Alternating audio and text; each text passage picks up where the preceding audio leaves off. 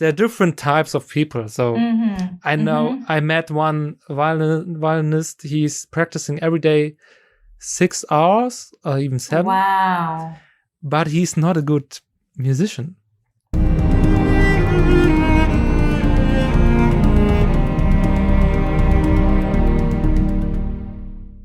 Hello and welcome to the first episode of the Wonder Cello Podcast. Thank you for tuning in. I'm here today with Cehie Kim, a wonderful cellist based in Berlin. We actually go way back. We studied together in Leipzig with Professor Bruns. She was the one to force me to improve my English. So how I'm doing so far, Cehie? I think you're doing really well. You sound great. Thank you.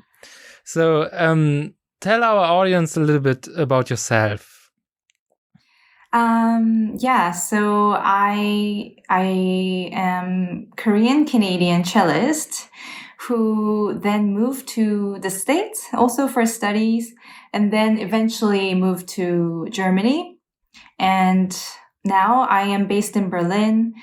I have a time contract with Concerthaus Orchestra Berlin. And at the moment, because of the pandemic, we're not playing at all. Concert halls are closed until April and due to, until further notice, I guess. So at the moment, I'm not performing at all, but So we have to say, so today it's 17 January 2021. 21. So it's a big pandemic time, Corona. Yeah, it's been nearly a year. Yeah, we have a lockdown. We have kind of a now more harsher lockdown, I guess. And I guess the Senate and they are always discussing whether they should even shut down the transport traffic, like all public transit. So at least in Berlin, and so at the moment, I said, like all the concert halls are closed. Right. My last Dienst, as in my last rehearsal with Concerthaus Orchestra, was, well, actually not too long ago, about a month ago in December, second week. And that was for just a recording session. But my last live performance was quite a bit ago. You actually probably not remembering it, right? Yeah, maybe in November. Me too. Yeah. My last the masks. With masks. My last performance was in the beginning of November, actually. Yeah, I think so. Mine too. I think that was maybe November 1st or 2nd. That was the beginning of another lockdown, something like that. Yeah. So it's crazy times we're living right in. And tough times for artists, actually for all people who doesn't have an online business. So pretty much. Yes. Yeah. So how old was you when you moved from Korean to the States? Well, so my family, we immigrated to Canada. So I was 13, 14 or so. And then I was already playing the cello. And then I grew up there also. Then I finished my bachelor's actually in Canada and then moved to the States for my master's at 21. And then I moved to Germany for Meisterklasse, which is a postgraduate program equivalent to DMA, but they don't call it that here. I think I was 23, 24. Yeah. 24. And what motivated you to move to Europe, or was it already specifically Germany you wanted to go, or just Europe? So I actually always wanted to live in Europe for I don't know, like 10 years or something. It was just my childhood dream. And not just for music, but it was because I was fascinated with Europe's architecture, just art scene, history, and everything about it. It's just, I was really curious. So it wasn't anything music related, actually. That thought was planted when I was really young, I think. Like 10 or so when I was 10. Really? Yeah, that's interesting. Yeah. And then basically when I was doing my master's at the time in Houston, Texas, in the States, I just kind of had this urge to like pursue it. I didn't know anybody in Europe, really, not really. I didn't know any teachers. I didn't do any international music festivals during the summer. I did only things that were happening in Canada or US. So I didn't have any connections over here. So I was thinking, yeah, France would be cool too, and Germany. But then eventually, of course, after doing some research on my own, I thought Germany would be a better choice. And I just went. I mean, even my professor at the time, he didn't also have any connections himself either. So it was really done organically just by me. Okay. So I had a lot of hardships and, a bit of difficulties coming over here. Yeah, can imagine. And so you did some research, and what led you decided to choose Germany? Like what was just mostly just maybe because of the history of music itself, like all the composers and all the works, like orchestras, and at the time I was really curious about how these Orchestra Akademie, kind of this format, like they did not exist really. Besides the in Miami, there is one New World Symphony that is kind of like serving as an Orchestra Akademie, but it's not working with the Festa people. Like it's not serving under actual existing orchestra. New World Symphony is itself kind of like created by only the fellows. So only by Praktikanten, Akademie people, kind of like, I mean, it's really high level and successful organization. But I've heard of all these Orchestra Akademie and this system, and it's very well structured, and just the idea of having each city has so many orchestras in Germany, and then within that there's still Orchestra Akademie, this kind of community. So I was really driven by that, and I wanted to try it myself. Maybe you can explain to the audience what it means, academist. What is that? So Orchestra Akademie is type of it's a program, it's an internship, so to speak, for any other fields. And you have to audition, and each section in the orchestra has one or two academists and interns, basically, each section. And you spend 1 year to 2 years with one specific orchestra, and you get to really live and breathe as if you have a permanent contract there.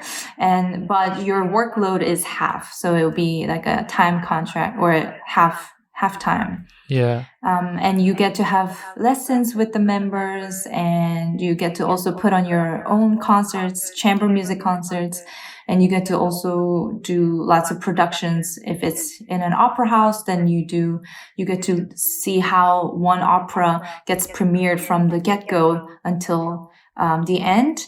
And you learn repertoires that way. Or with symphony orchestras, then you each week have different programs, and you you really work as if you are one of the members, and you get to learn a lot by doing, and you tour with them also. So it's a really wonderful program, and I think it's really necessary to. Right. And something similar doesn't really exist in the States. I think they are starting to now. As I said, New World Symphony is the only kind of like thing that existed at the time when I was in the States, around 2009, 2010. Right. A lot of my friends who also studied with me ended up working there also, but it's only 2 to 3 years you can experience this, and then I think you have to then apply for real positions. So it's kind of sort of serving as an internship orchestra at a very high level, but you don't have a sit-in house orchestra where mentors or any members work with you. So right. Yeah. So also in your opinion, what do you think? Is it easier to get gigs in the US or in Germany for classical musician, for a cellist? I think that varies. So what we consider gigs. I mean, when I was in North America, like most of my gigs were lots of weddings. Right. Either outdoor or indoor, like church, or small chamber music concerts, reception, music for functions, galas, events, speeches, things like that. And definitely I had more gigs in Germany where we really presented some concert material. Right. So it wasn't serving as background music or wedding music. I've done some weddings here as well, but it was more programmed, and I think different. Yeah. So I was only two weeks in Boston and talked to a lot of students there, because actually I thought of maybe to go to New York or to Boston to do my master there. And but I was surprised that a lot of people said like it's really difficult to earn money through music. So I saw a lot of students working in restaurants, musicians working in restaurants, what I never see in Germany, because you have so many possibilities to really earn money by your with your music instrument. Concertizing. Yes. And what I experienced that it's even also so there to get a good concert, good well paid concert, you get only in the big cities like Boston, New York, and then the competition is quite high because all the musicians are there.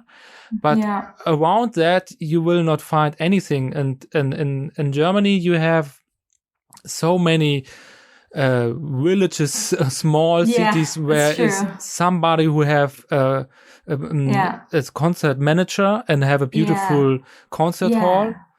Sure. So so I just wanted to to ask you that, because if it's just a myth or if it's just something what I thought, but seems like it's true that the possibilities are quite better here in Germany. But we will see after Corona what will happen. Yeah, we'll see what has changed there. Yeah. But it's true. I think there are just people are still. I don't know. I think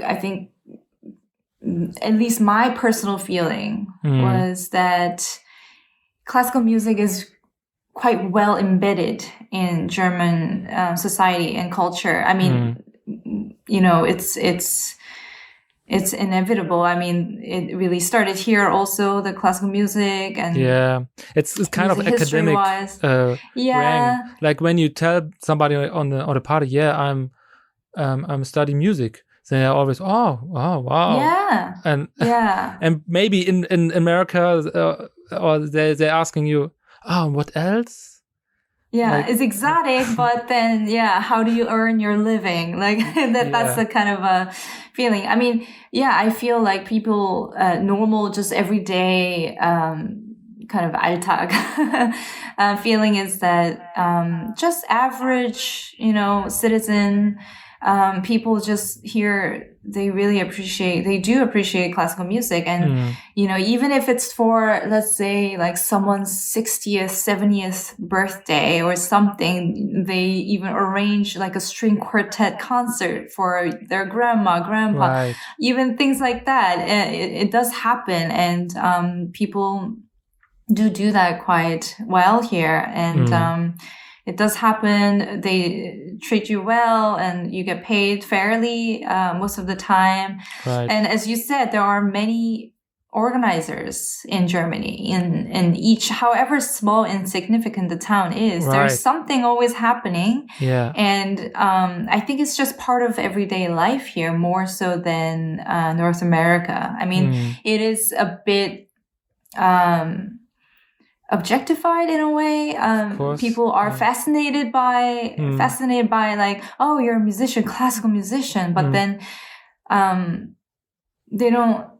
Yeah, it's not quite embedded in everyday's kind of like everyone's daily life, I guess. Yeah. Yeah, and so was it difficult to get used to your new environment, musically and personally, when you moved to Germany? Yeah, it was quite difficult for me because I was so blindsided at the time when I decided to really move to Germany. I was only thinking about, okay, I would like to apply for these schools, these professors, and I just need to get my foot in the door. Right. And that was the only thought that I had. And I didn't think about cultural shock, or I didn't think about the language. I mean, I did think about it, but I thought I would just embrace it. I will learn it, and right. I didn't think about these social aspects of it, and I just came here, and I was studying German. I was studying German a little bit prior to my move, but it was nowhere near where it needed to be. And as like when you learn a new language, learning in school through a textbook and learning in life by speaking is quite different. Right. So.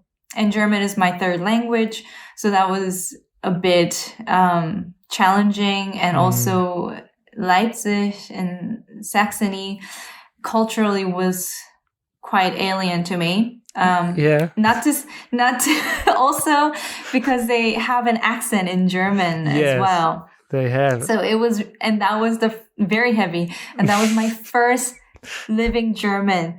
To hear this every day, through school or people in stores and things like that, it was really, really difficult for me. I mean, it sounded completely different from what I've learned. Yeah. And also musically, I mean, I thought I was quite ready to embark on my career. I had finished my master's in the States, and I was feeling quite confident and comfortable with my playing, technically, also musically. Right.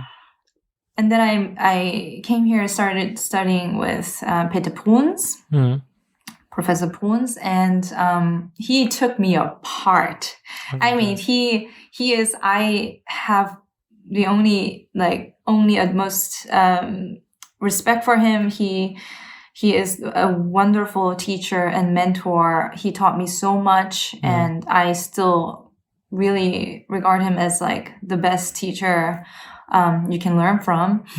But at the time, like technical stuff, for me, I felt like I had to relearn the cello in a way. Oh my God.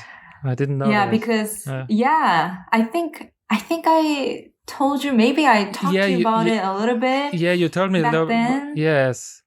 Yeah, but not that dramatically. Yeah. Of course. Yeah, I mean, at the time, I was really pressured because the program that I was in is called Meisterklasse, which is only offered, even in Germany, only 2 places, which is in University of Weimar, Hochschule für Musik Weimar, I think, or Dresden, or something like, no, Weimar and Leipzig. Right. So this is, it's not Examen, it's not doctorate, but it's kind of a bit of both. So this is a degree where you have to be performing at the highest level. Right. And also as well be able to teach students at a university level, which what I was mostly drawn to at the time. And so I was under a lot of pressure, like 2-3 years to finish this degree. And yet I felt like doing baby steps again in real German school style. And musically also, he challenged me a lot. So the world, musical world, technical cello world, everything that I had known up till then was basically all shattered. Really? Like, what could you be more specific? Yeah, I mean, everyone learns cello differently, and they have different schooling and like positioning. Maybe every teacher has their styles, but I guess I've been kind of sort of lazy. Even though I was done with my master's degree, I was more driven by my story, like my musicality, and I think I had done enough work, technically enough to facilitate and move as much as I want and as fast as I could, but it wasn't serving the narrative of my musicality. Not so concisely, like not so precisely. And Peter Bruns, he really challenged me. Could you do even if it's Could you do one example, like? Yeah, for example, like it could be anything. It could be like Beethoven A major sonata, the opening, first movement.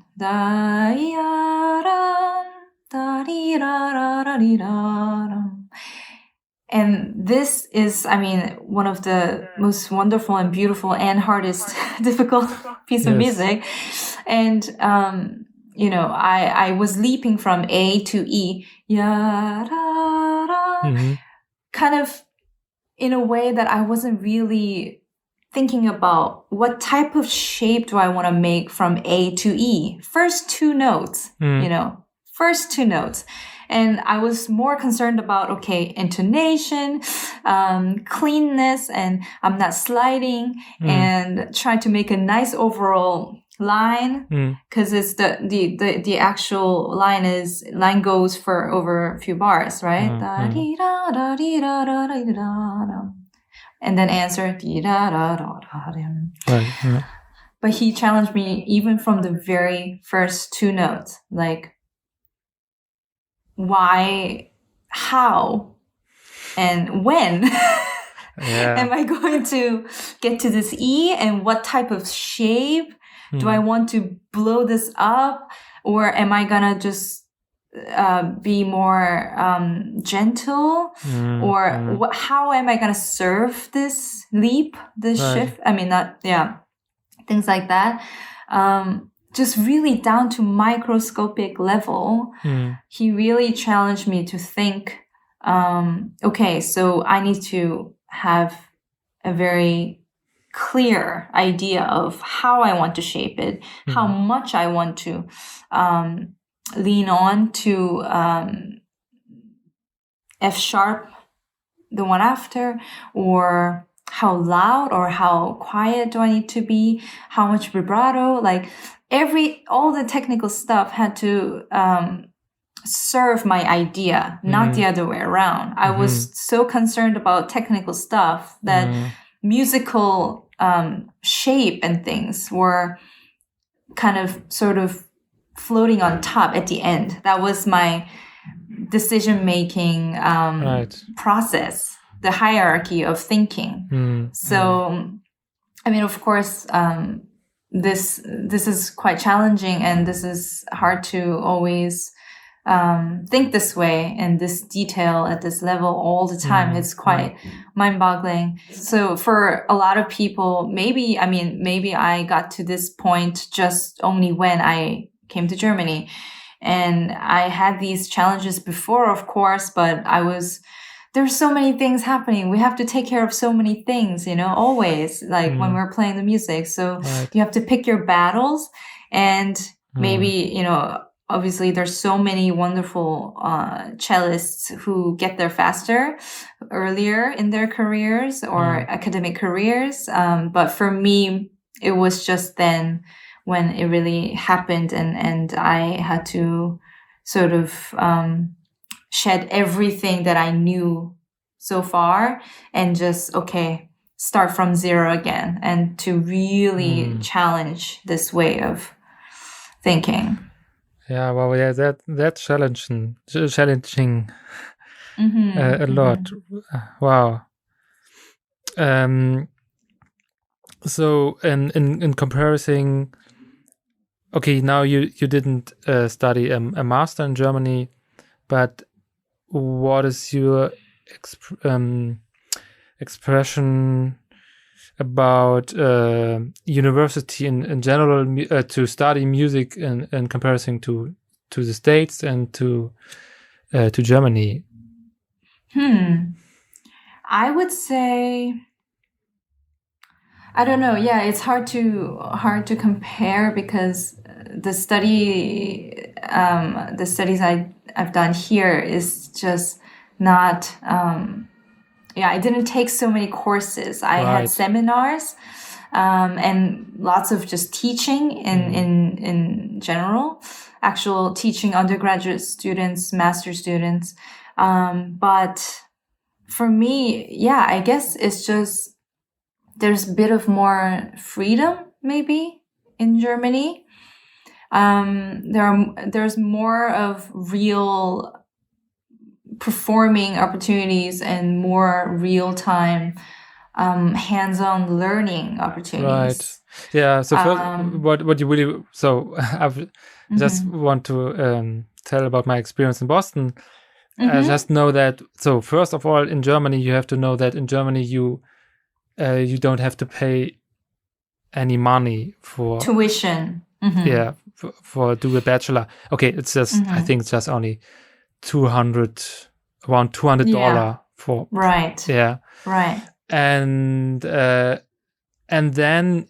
what you already said, you have a lot of freedom. You don't have a lot of other courses. Also, you don't have so much orchestra to play, because everything is more considered. Yeah, you need your time for practicing, and then so on. And what I experienced a little bit in Boston was that a bachelor, for example, it's kind of back to school. Like you have I think a lot of courses to take. You have courses like non-music. Environment electives. Courses. Mathematics courses. Political courses. So a lot of stuff. And I heard a lot of students who went there from Germany who were complaining, I don't have any time to practice, play, because so much stuff is going on. On the other hand, of course, you get how to say, like you have an environment. Everybody's telling you what you have to do. Like, you just have to. And when I think back about my time, so when we met, I was doing my bachelor. I felt like I had a little bit too much free time. Like, I remember that. Yeah. I don't know. Maybe you remember what was I complaining about? Probably not getting myself into practicing the cello. I think I think it's also nice, like to have this freedom a little bit more here where you have time to process. Like, let's say you have a lesson and, the difference for me, immediately was that the lessons that we were receiving in Germany from our teacher, at least, is 1.5 hours. So in the States, it's 1 hour. Well, I guess that depends on the teacher also, and the teacher's schedule. But for me, 1 hour and a half, every week was quite a lot. You get a lot done, actually, and therefore you have to do a lot of material and you have to prepare a lot of it also. Right. But yeah, you're right. Tuition is a big difference. Luckily, I was also fortunate to receive all the scholarships, so I didn't have to pay any of that in North America. And then also here, it was also free. And courses, that's right. I mean, it depends on which type of school you're at. So if you go to a university, then you have to do a certain amount of academics and non-music related courses, whether you like it or not. So in a good way, you get more diversity. Like you get to discover maybe different subjects and different sides of you, or the topics that you are interested in, not related to music, which is also quite eye-opening and helpful for one's growth. And you get to have lots of friends and colleagues who are non-musicians, and you get to exchange lots of different type of life experiences, which is also valuable. Right. But if you also go to a conservatory, which is like a Hochschule equivalent in Germany, then you don't have to take too many academic courses. Just 1 or 2 electives, I think, per semester or even per year. I don't remember anymore. But then it's more centralized with music and your career as a musician, and more chamber music and more more performing, centered. Maybe I just wanted to go back to what you said about So in the States, you have normally every week lesson 1 hour. Yeah. Yeah, and that's actually true in Germany. A lot of teachers, there you have every 2 weeks, around every 2 weeks, or even less. Sometimes even less. Yeah. Lessons, and then one and a half. Yeah. And to be honest, I think it's a little bit because kind of laziness of the professor. Do you think so? Yes. No, I experienced. Okay, it's depending, but because actually, when you look at the what it's written down as a program, actually, as a student, you should get 1 hour every week. Oh. But there are a lot of teachers who not even live in the same city where you study. Exactly.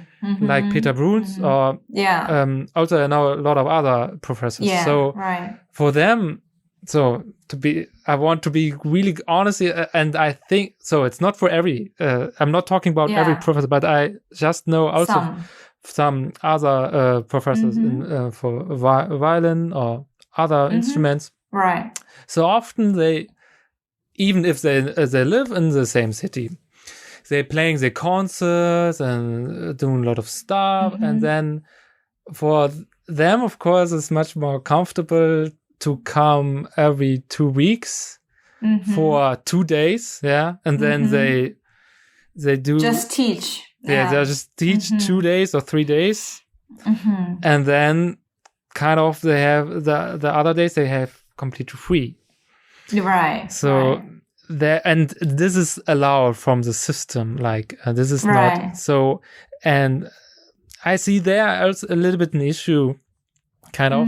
I think it would be better 1 hour every week, because then you are, as a student, you are more forced into routine, to continue schedule. Practicing, and because so I'm not really kind of disciplined person, so even I got so far, but I still don't understand it, how I got there where I am, but I can remember when I remember my time there, it was for me like okay, lesson. Okay, and then okay, the next lesson in 2 weeks. Then often, some time. I think the first week I was maybe not even practicing at all. Wow! And then 3 days before the lesson, I was okay, now I should do something. I gotta practice. Yes. So and that's an aspect. Not a lot. Nobody's really talking about it. I feel like I'm missing that. That is also the professors, the teachers, that they're not talking about this, because I find this one of the most important things, that you first of all that you practice, you have good practice, like how to practice good, and then to practice at all. So there are different types of people. So I know I met one violinist. He's practicing every day 6 hours or even 7. Wow! But he's not a good musician. I was oh my God, he's practicing. That happens. So every time, and then secretly I was listening to his practice. Oh yeah. And then I found out now I know, because he's playing the stuff without thinking. Even when it's not in tune, he just always repeatedly plays the pieces, but he's not improving. It gets worse. It gets worse when you're practicing like that. It's true. I mean, I think it's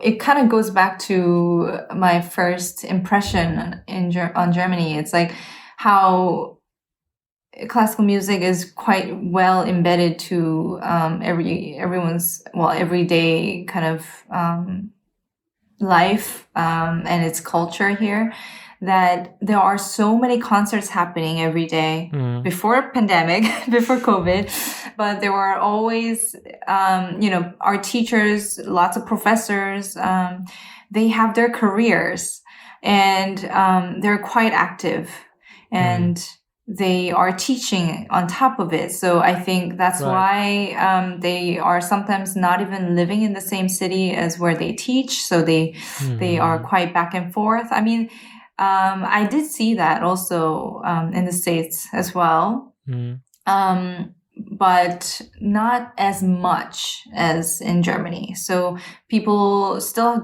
some teachers, professors do have very busy schedules, and they have their careers also. But I think maybe a lot of professors also, they put their teaching careers first, maybe at some point, so that they are there all the time. They're on campus. And also, not to mention, maybe it's because of its size. So each teacher in Germany, I would say, I don't know, what would you say? We were at the time, like not even 13, right? Maybe we were like 10 or less, even less. Yeah. And I thought or 10. I'm not sure. 15. We weren't 15 ever. No. Even with Erasmus exchange students, sometimes maybe it gets to that point, but normally the size of its professors' classes is usually quite small here, and in the States they're larger. I didn't know that. And I think, that was my impression. So I think that's why maybe lots of professors in the States, they tend to teach more regularly, and they kind of have to be there because they have more students. to teach. Yeah, but I think that's also very personal. It differs. Yeah. Yeah, but so it's what we experience with the people we know of, and so of course we cannot talk here in general. Speak for everyone. No. For sure, but we are quite a long time in this business, so yeah. Yeah. So I think that's about it. But I did really appreciate having 1.5 hour lessons, because then you really felt like you sometimes it became 2 hours. Right. Yeah. And you do get a lot done, and you get to talk really in details, and you get to really deal with some deep topics, and that's something you cannot just get within 1 hour, because let's say like you have an hour and it's really like 15 minutes really, because you go in and then unpack, and then you chit chat, hello, hi, how are you, and then you really get down to playing, and then until the next next one comes. It's not a full hour, and to really focus on things and in detail, it's not enough time. Right. In my opinion. So I really actually did enjoy having longer lessons. Right. Yeah. So for the young musicians out there who may be thinking of moving to Europe or to Germany to study there, would you recommend them to do it? And when maybe not? Or what would you say? I definitely recommend it. I think traveling in general is always a really good education, and to study abroad I think it's so worth it, no matter where. Right. Because there's so many things that otherwise you wouldn't even think about in I don't know, non-musical setting. And for classical music, I think if one's really serious and they would like to really live it and see what it's really like, then I really recommend them coming to Germany. Right. At least even for 1 semester, even to test the waters, but I definitely recommend it. Of course, everyone's different and they develop differently, personally and musically. So I would say for masters, I think would be a great timing. In general, I would say, because for undergrad, it could be also great if one's already quite mature enough and they can endure this culture shock and language barrier and all these things, and they're quite established with their musicianship and things like that. Then of course but I think, for me anyway, I came after the masters, and I kind of wish that I had come here earlier, and but not too early, because you're still like bachelor's degree. I think you're still forming a lot.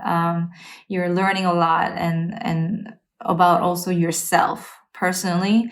So I think it's because it could be tough living in a different country, studying and living alone, or things like that. I think culturally it could be quite tough. So yeah, I would say maybe, like master's degree, or just a year or a semester towards end of your undergrad. I think that would be a good time. Maybe you just say something what you liked, or what you like living here. And also something you don't like, or or more like it's you struggled with. Yeah, good question. I mean, there's several things I could say. The one thing I do appreciate about German culture or living in Germany is that people are honest. I would say they're quite direct, and sometimes it could feel blunt, maybe even unfriendly, kind of rude, but it's actually just honesty. And I really appreciate that. Because you save time. I mean, when you're learning also, you don't want someone, you don't want to be with a teacher who would just give you candies at the end of every lesson. You need a teacher who would just tell the truth and tell you how it is, Right. And as is. And I definitely had that. So it was hard. It was a struggle also, but I really appreciated it. And I really admire and appreciate German kind of a schooling and the foundation of how things are structured. So it kind of goes with the honesty thing. But yeah, there's no fooling anybody anywhere. Yeah. It's just foolproof. It's concrete. It's very by the book, by the system. And therefore, even if there's an error or something didn't work, then you can kind of navigate yourself and you can find the problem and solve it and move on. And it's very, in a way, practical that way. So on the other hand, for me, as an Asian, I grew up both in Korea and Canada, but so I grew up in a very small town in Canada.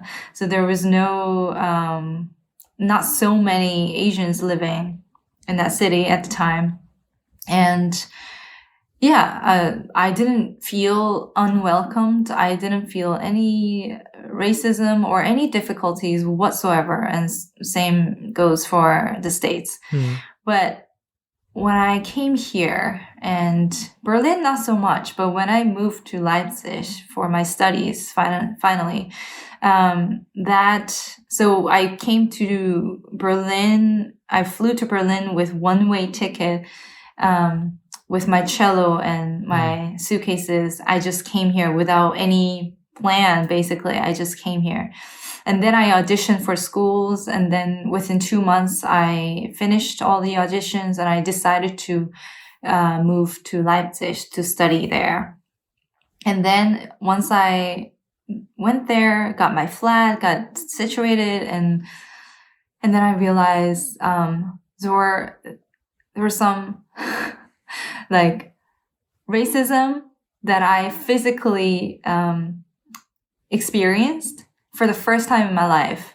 Really? I think I told you about this also a long time ago, but at the time it was 2012 and 2013 in Leipzig, very politically, it was kind of hard. And and my German wasn't good at all. So of course, I understand that. But I didn't realize, ignorance is bliss, I didn't think about this aspect of life whatsoever. I didn't think that it could be possible, or, I was thinking it's 2012, Right.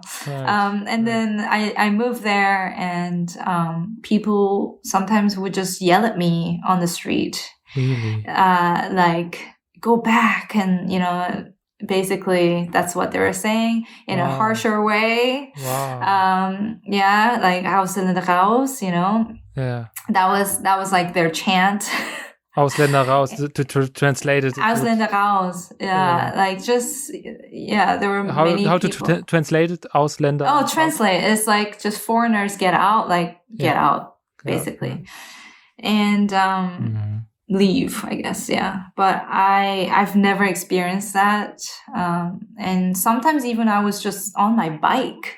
Leipzig is a small city. You can walk around everywhere within 30 minutes, and biking even less, and even people were yelling at me when I was on a bike.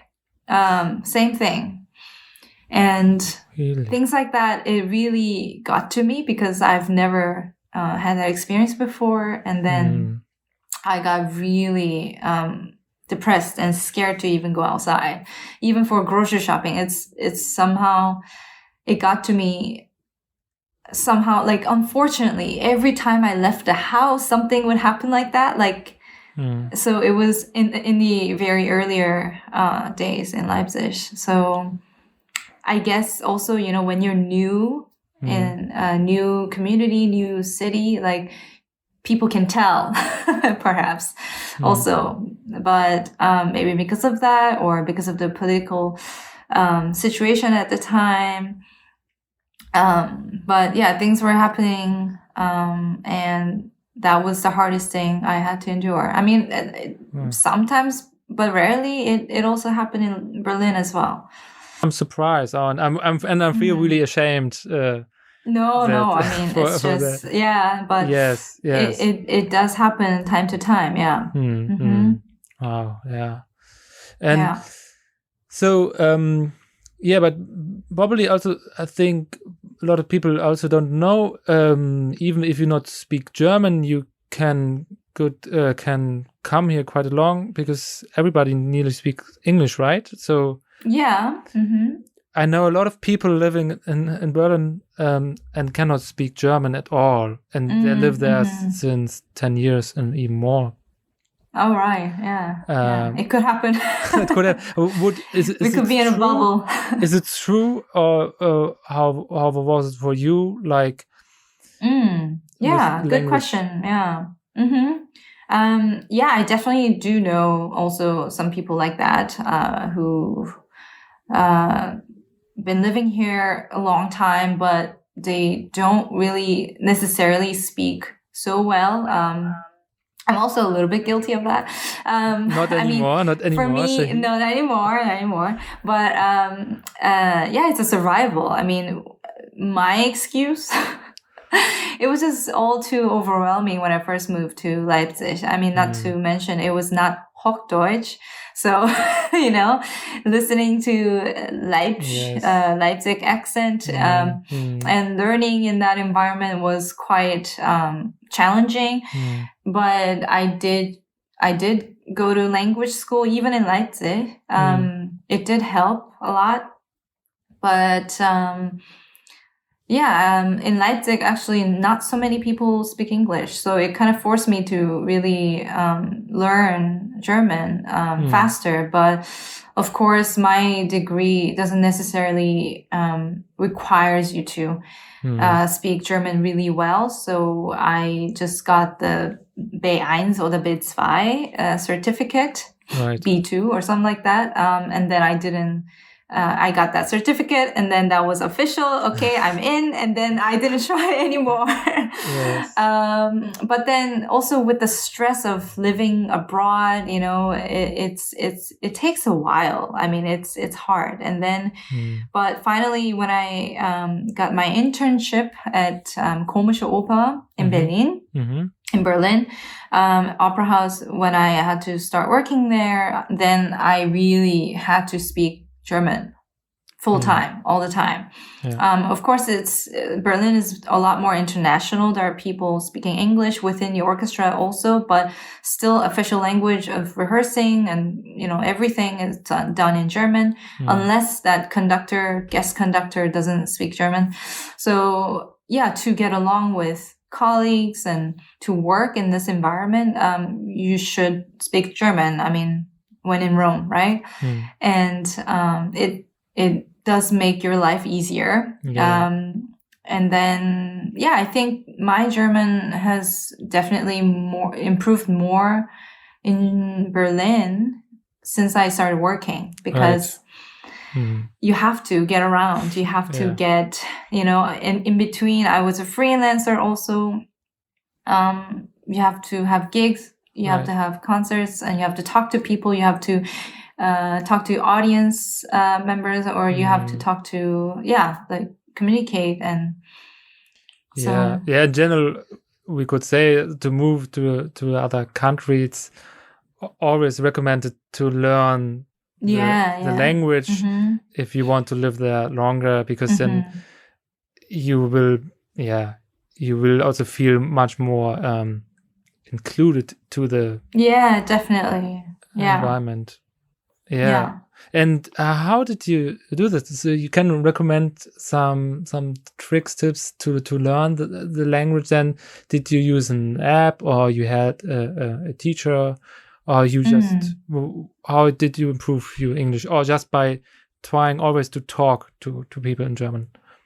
In German, yeah. So I guess I kind of did everything. I think I tried everything.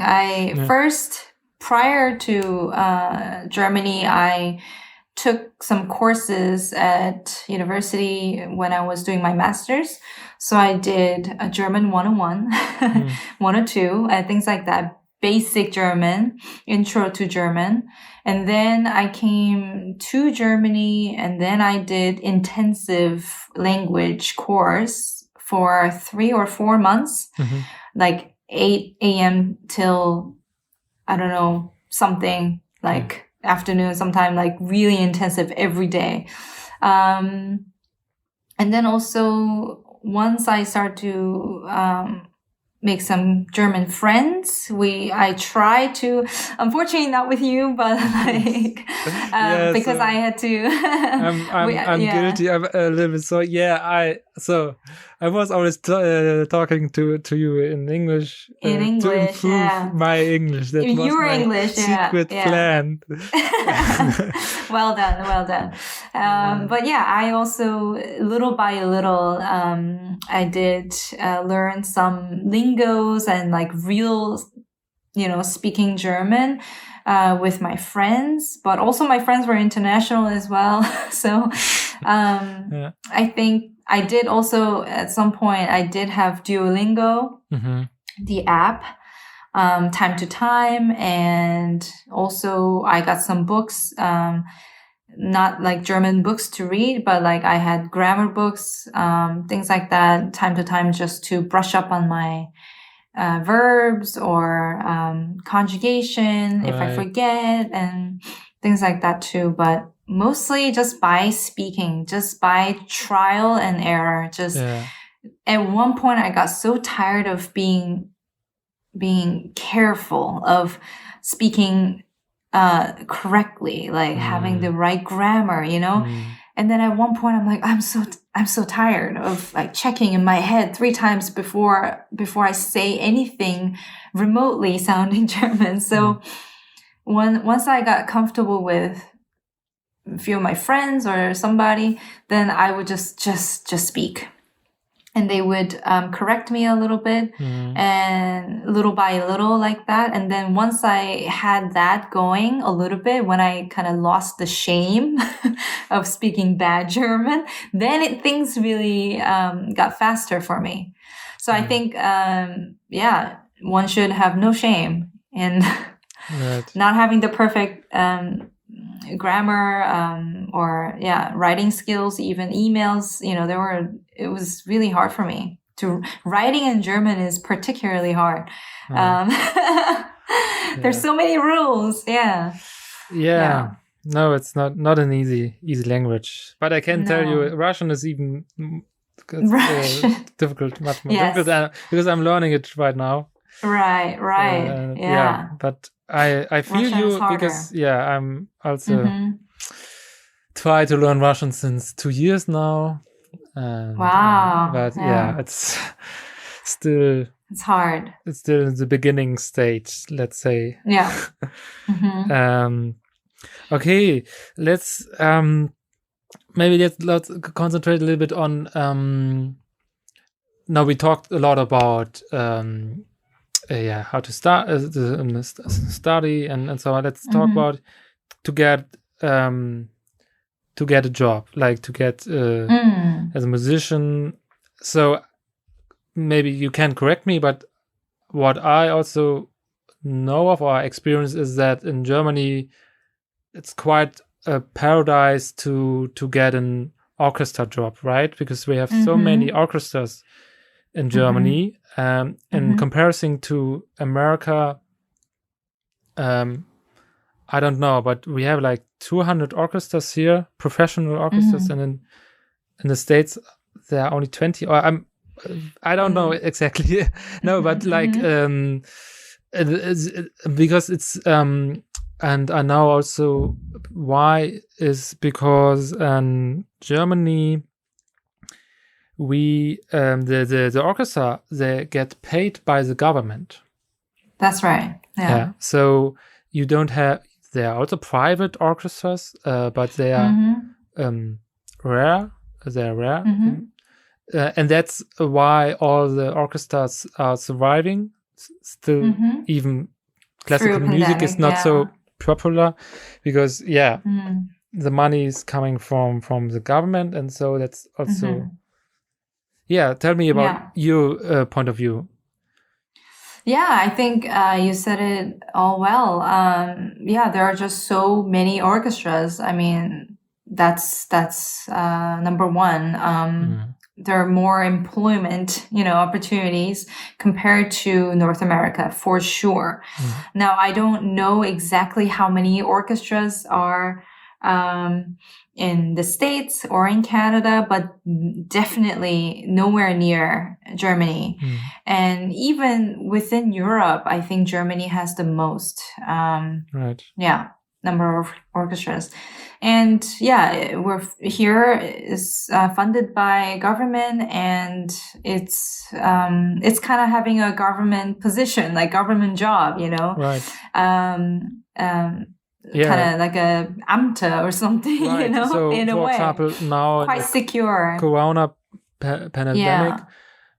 So I'm principal cellist in Stuttgart Philharmonic Orchestra, and we all get our payment, even we are not playing anything since 3 months, and the other lockdowns we had. And I know, for example, in New York, the New Yorker Opera Orchestra since March or April? March or April, they haven't been paid. Right. So we're funded by the government, and we are getting paid in Germany, not like in the States at the moment. And I know even like the people who I went to school with, they are working in various different orchestras in the States, and I see very different posts all the time on Facebook, for example. And it's a tragedy right now for any artists, anyone who works in culture department. Basically, it's quite difficult. And I am also personally very lucky and thankful for having this contract right now. I'm not a permanent member. But I have this time contract at Konzerthaus and I had this contract since 2019 February. So I had almost full 2 seasons with them, and this is 2.5 already. And my contract was extended.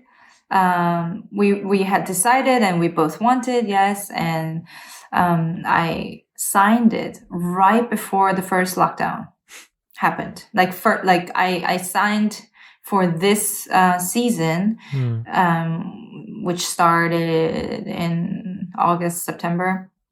I signed that in March, beginning of March. Yeah, that's so funny, because me too. I signed it also right my before. Contract. 1st March. Yeah. And then then the lockdown happened, and the first 3 months I didn't have to play anything, but I got paid. So it was. I'm so thankful, and I feel. I mean, not to mention also. I am so forever thankful. I was going to say Germany is quite good with aids right now. The financial aids, the grants, any sort of financial help from the government. There are things that you can apply for. as a freelancer, any type of freelancing, or any musician, artists. There are several grants that you can apply for. Of course, I do not fall into those categories because I have a contract at the moment. But if I didn't have this extension of my contract this season, I would have definitely applied for those and live off of that. I mean, there's nothing going on, really. I mean, as you said in the beginning, like, unless you have an online business, you know, it's definitely, there's nothing we can do. Yeah.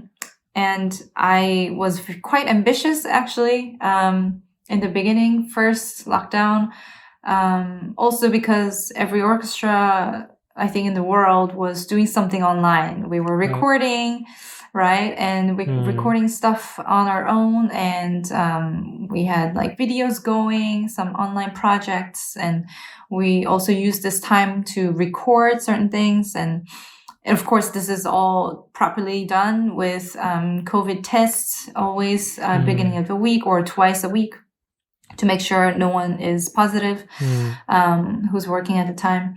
And so that's how we're spending this time at the moment. And personally, I actually, so I was really, in the beginning of pandemic, I was very ambitious still, and I was trying to keep my playing sharp by playing Bach every day, doing lots of Piatti and Popper, things like that, to just kind of, maybe back to basics. This is time to maybe sharpen my skills. And unfortunately, that was very short-lived.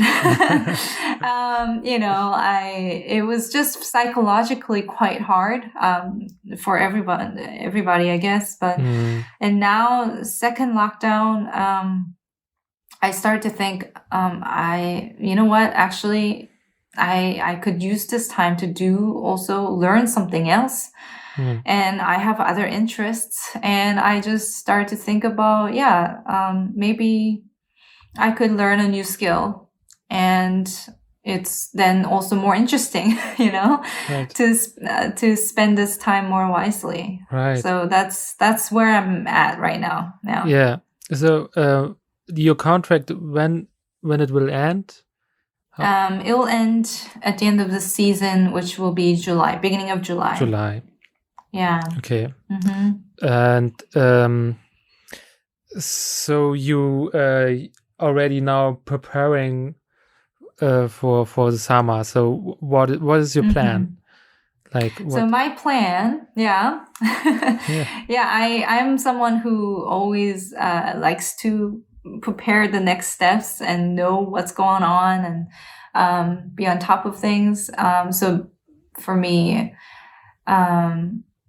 this having pandemic, in a way, it's a kind of a bliss. I never took a gap year during my academic career. So it was really frustrating, but then it gave me an opportunity to really think about, how I want to live my life after this pandemic and what's really important to me, and how should I spend this time now? It's official in Germany, as I said before, until April, nothing is going to happen concert-wise. And so I am looking into UX design.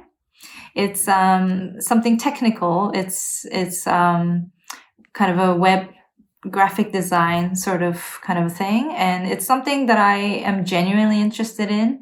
And it is still creative. It is still artistic.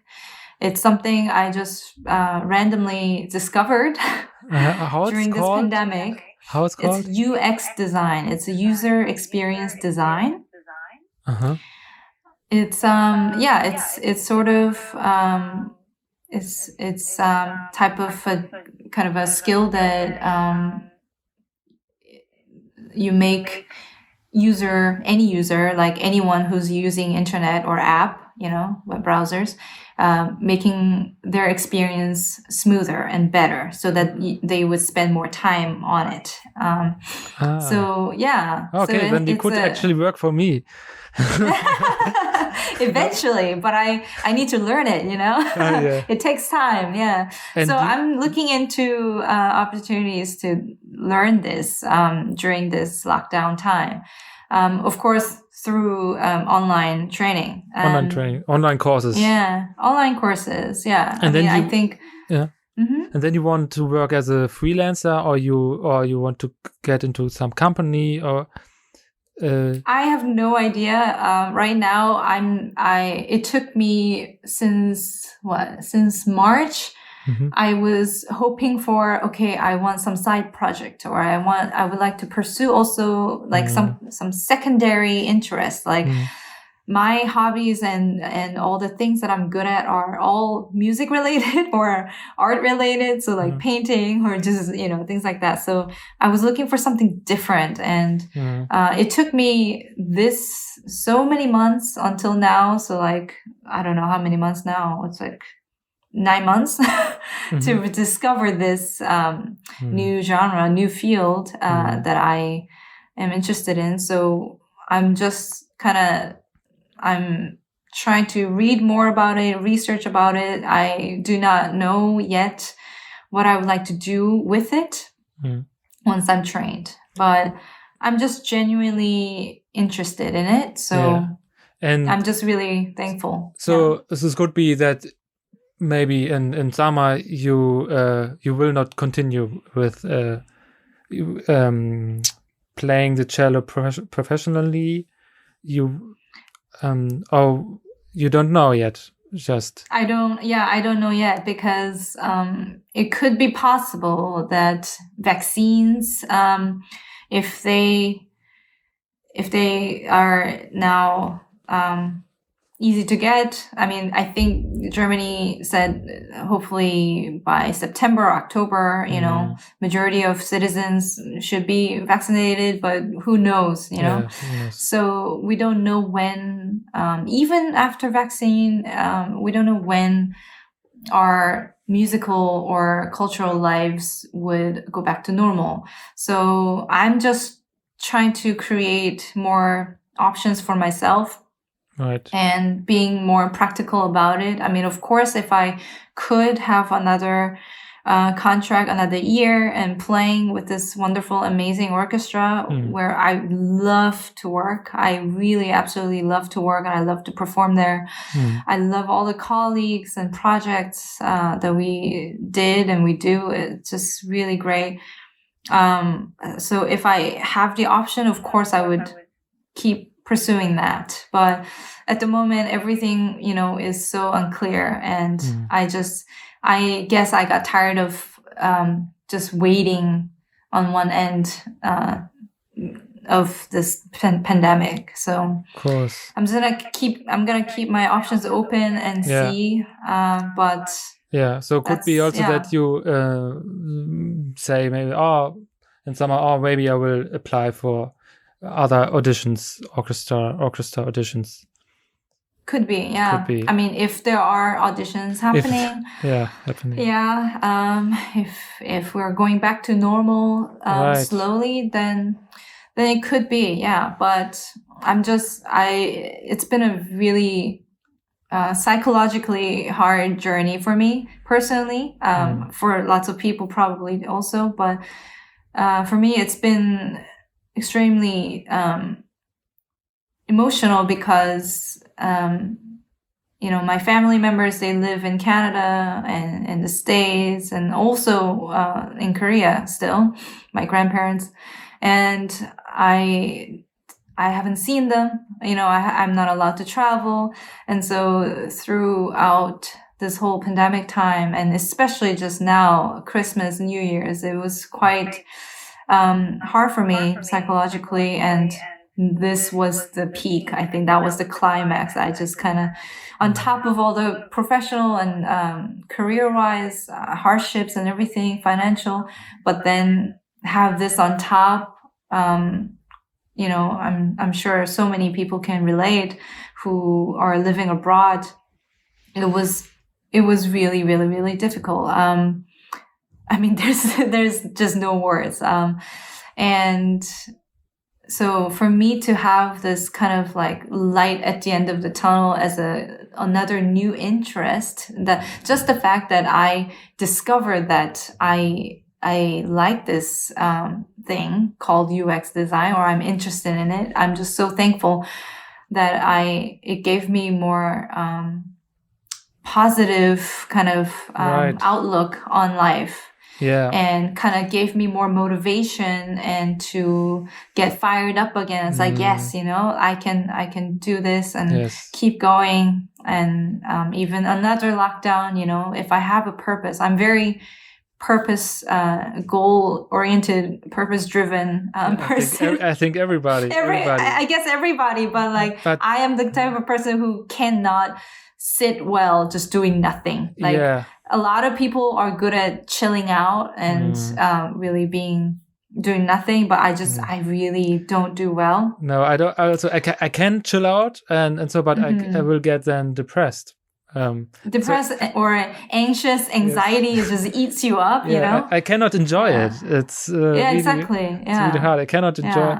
Only sometimes I'm still learning it. There was 1 week where I told to myself, okay, now I will really allow me. It doesn't matter what I'm doing this week. I will just enjoy it. And it was actually working. But most of the times when it's then longer, I feel like I have to do something. Something exactly. Useful. Purpose. I think that also comes through because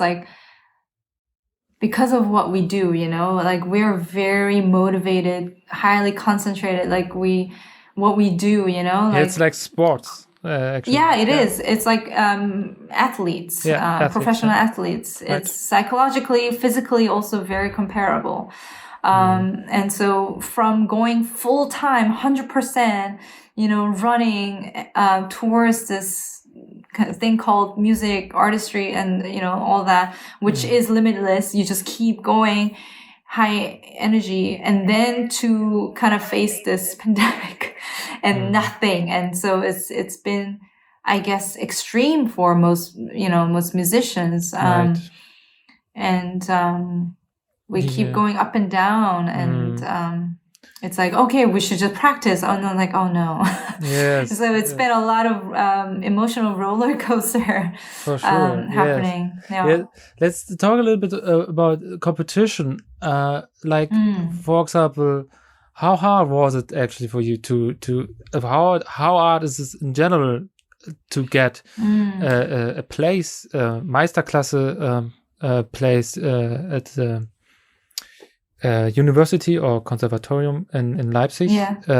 Leipzig, so I didn't even know that it was such a prestige kind of a study degree, Meisterklasse. I didn't know what it meant. I just thought that it was some kind of artistic diploma type, which is then Kansa exam. But it is something, it's very unique and it's really comparable to only Doctoral of Musical Arts, DMA, which is in the States, full 4-year type of program. And it's a doctorate and you have to write a dissertation, and it's also performing at the highest level and teaching. But I would say Meisterklasse is a little bit lighter on the academic end, but more teaching and performing. So I didn't know it was such a prestige thing, and I applied and I got in. But I think they just pick one person per instrument a year. So let's say in a studio of like a class of Herr Peter Bruns, then let's say there are about 4 maybe undergrad students, and then or 5, and then there'll be like 3 or 4 master students or even less, and then there'll be always just one Meisterklasse. Right. So. And first you also have to get the invitation. So. I applied, and then I just I got invited, and the audition process was quite it was difficult. I mean, you had to prepare a lot.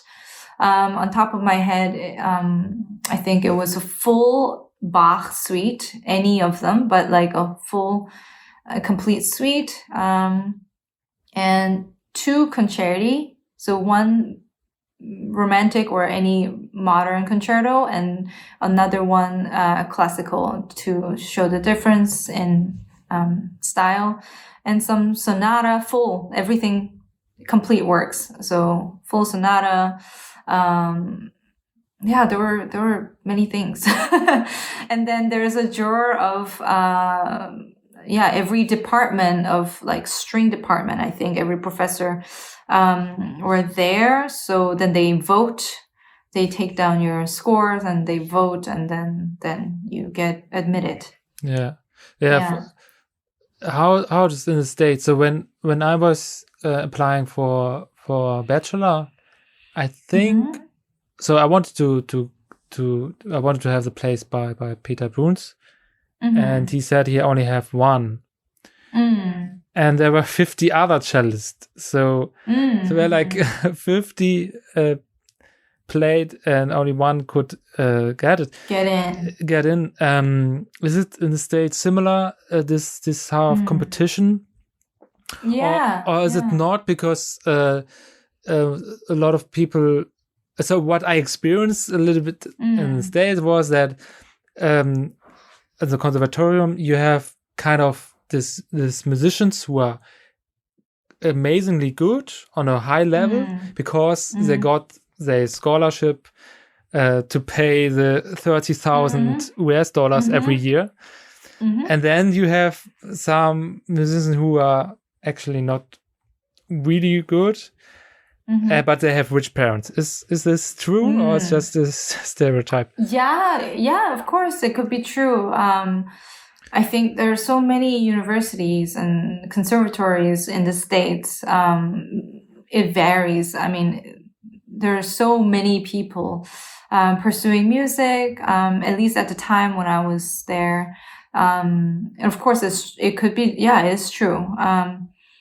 So I think mostly we look at the teachers first, right? I mean, when we are thinking of applying to certain university or schools, we think of the teacher, who do I want to work with? And then you kind of see where they are. And there's so many wonderful teachers. And of course, every school costs differently. I mean, as I said, I was quite very lucky to have those full tuition scholarships for bachelor's and master's, and otherwise I couldn't pay for it. I couldn't have gone to school. But there are some students, perhaps maybe some universities. I mean, not every school can provide so much scholarships, so many different types of scholarships. But did you have to work when you studied your bachelor in the States? Did you have to have a job, something like? No, I was very lucky. I got a stipend on top of a full scholarship. So the stipend is kind of sort of like a scholarship or grant. But it is you do have to earn them by either teaching preparatory program of the university, or you're a teacher assistant. So that was my work. It was still within the music school, related to music work. I didn't have to work, luckily, at coffee shops or clothing stores, I did do that though when I was in Canada. But that was just because I wanted to experience it. Yeah. Okay, that's great when you have the choice just to do it for experience. Actually, I once did the same. I just wanted to do it for experience. In Germany, it's luckily like this, that the conservatorium doesn't cost any money like it's really nearly free.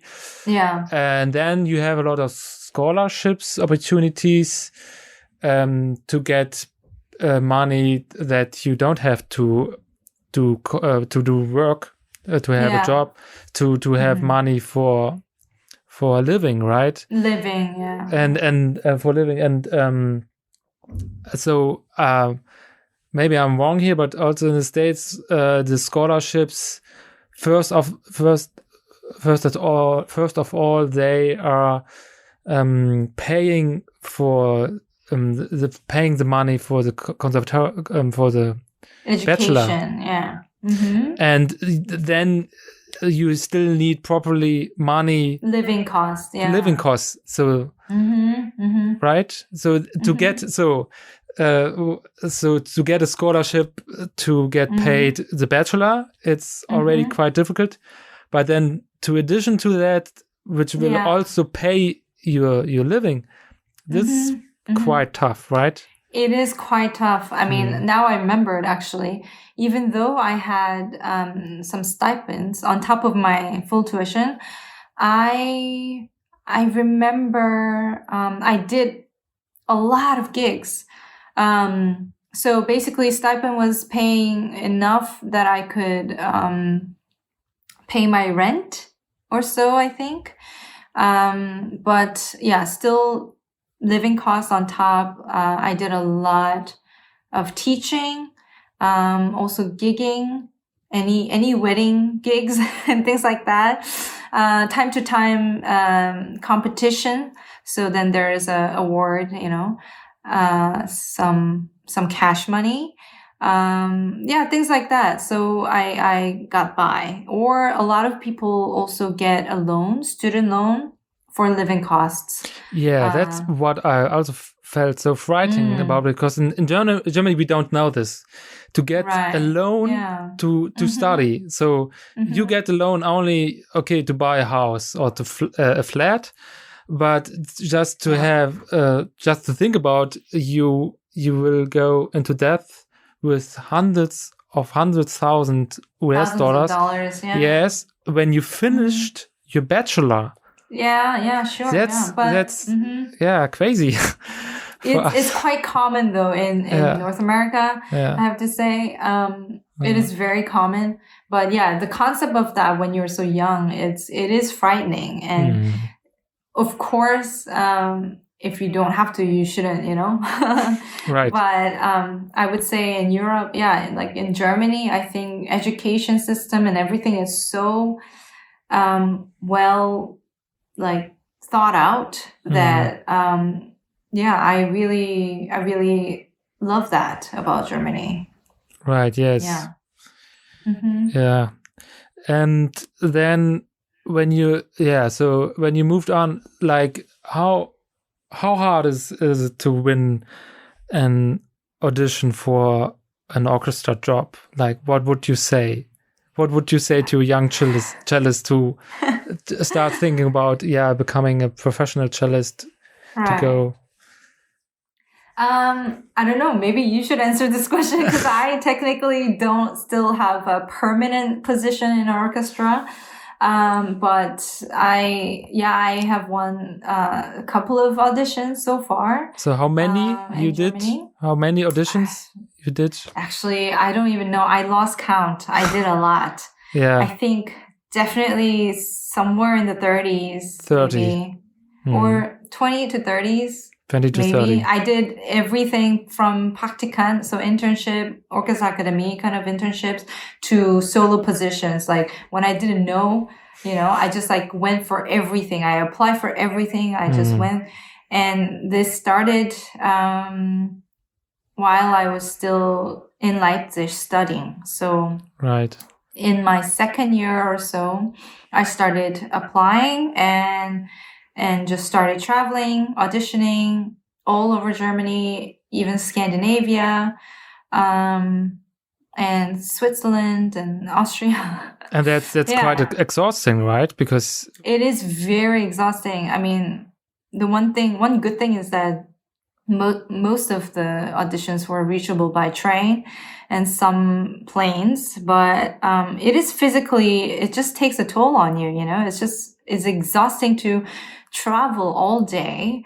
And then the day before, or even on the day of the audition sometimes, and then you play right away, no matter what the circumstances are, and then to play at your best possible, it's just right. A lot of pressure, and right, it's quite exhausting. So you told that you did around, yes, you lost counting, yes, you said, but your guess is around 30. Maybe it was 20. I don't know. I really kind of 20. Mm-hmm. Yeah. Mm-hmm. Hard to say. So for me, that's impressive, amazingly impressive, because I think a lot of musicians would stop already when they had the 10th or auditions. And what kept you going? What's like your advice and maybe your trick to keep going? What would you say? I really also struggled a lot with this psychologically and physically. It's really tiring, exhausting. And I think I've done nearly 20 auditions. I am not quite sure though. I didn't really write down the tally of things, but this is, mind you, from academy positions, like internship positions, to solo positions, and it was also in Germany, throughout Germany, as well as Scandinavia, so like in Sweden, Denmark, also Switzerland. So and for me, I just wanted to get through. I just wanted to see if I could get to the last round, or if I could win it, of course.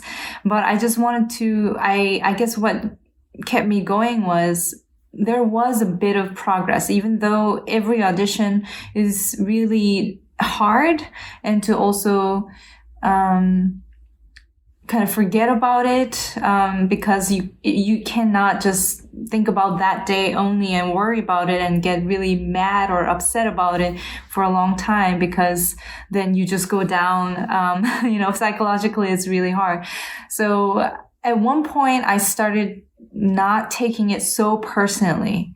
At first, I think first 5 auditions or so, sometimes beginner's luck. So there's a bit of that. My first audition, for example, it was a permanent position I applied for. It was also a leading position. It was a German town, and I was in the finals. So I felt, okay, so maybe this is a good place to start, But then soon after, from the second or third auditions, I didn't really pass the first round sometimes. And it really got me down, and I was crushed, and I was thinking, what am I doing wrong? Or what was good and what wasn't good? And I was really beating myself up. But after a while, I just kind of realized it isn't really personal, unless it really was, unless I really made a huge mistake in the middle of Haydn D major concerto or something. Unless something major happened, it's not really personal, and no one should really take it personally, because you never know actually what's going behind the screen. Back when I was doing auditions, most of German auditions were behind the screens. So no one can tell who's playing and what type of, how old they are. I guess they know all those names, and they have all the datas, but then they just kind of put random, you draw the numbers, right? And it's kind of selected random, and they don't know who you are. And so it's kind of fair. But, or sometimes it was without the screen. But just can you explain what means with screen, just for the listeners?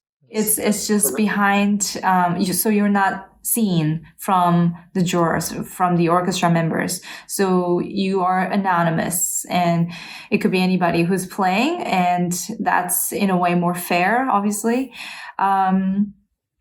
So that's like more times when it was behind the screen, I went up further. I got further, at least second round or third round, sometimes finals. But yeah, and at one point, basically, I realized I cannot take these things too personally, because then I'm getting too into myself, and it's just, there's no end to that. And then later on, I just kind of took it as, you know what, today is just the day. You just have to perform, and whatever happens, you have to forget about it. And I think at one point I was doing auditions almost like 1 in 2 weeks or so, really, really often. At one point, I was still studying in Leipzig then. And then it was literally, I didn't even care where I was going. I didn't even know what position it was. I was always tired, always on the train, and I was kind of like, okay, just one after the other, just keep going. Didn't really think too much, too hard. And then that was better for me personally. And of course, when you're on the road and when you're on this kind of audition mode, then there isn't much time to improve a lot in between these auditions, because you have to take care of yourself physically also and mentally. And on top of that, you have to maintain your repertoire and its standard. But to improve on top, I think it's really difficult. You just work as hard as you can to make your repertoire ready to go, and then you just maintain it while you're then doing audition travels. And then just kind of keep your head straight. And I didn't even, in the end, really want to win every audition, It was just like, I'm just doing this. I'm in it for a long haul, and you just go and do it. And then soon enough, once you kind of don't worry about the outcome, before or after, you're just doing it for yourself, and it's a type of training. It's a very special, different type of training. And if you can just realize that earlier, then I think you'll see a good result. Yeah, right. I experienced something similar. So I after my fourth or fifth audition, I won my position here in Stuttgart Philharmonic Orchestra. And this audition, I was actually a little bit tired. I was like, oh, actually, I don't care so much. I'm just play my stuff good, and so maybe that was helping it. But that's also something you cannot fake it.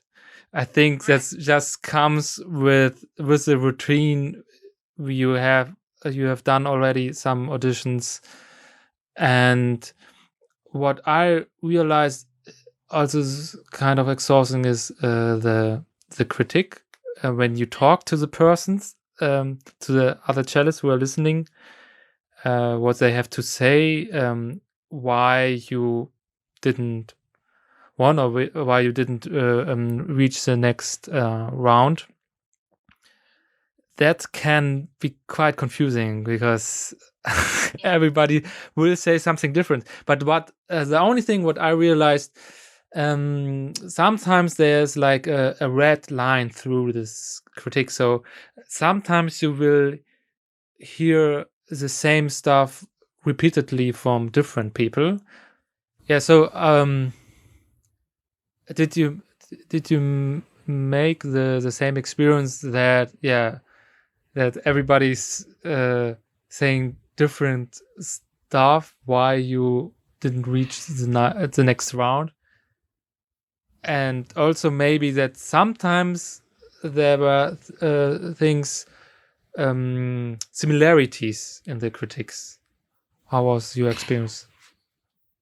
Yeah, so I also forgot to mention earlier. So later, after some auditions, I stopped asking for comments, stopped asking for feedbacks because, as you said, they differ so much from orchestra to one to another, and it could be also personal, as in one, if you're asking for a comment, you would like to ideally get comment from each juror, and then you can maybe get the better picture of average of what they're saying in as a group together, perhaps. But I stopped asking for a single comment from just a random member of this orchestra because it didn't really help me.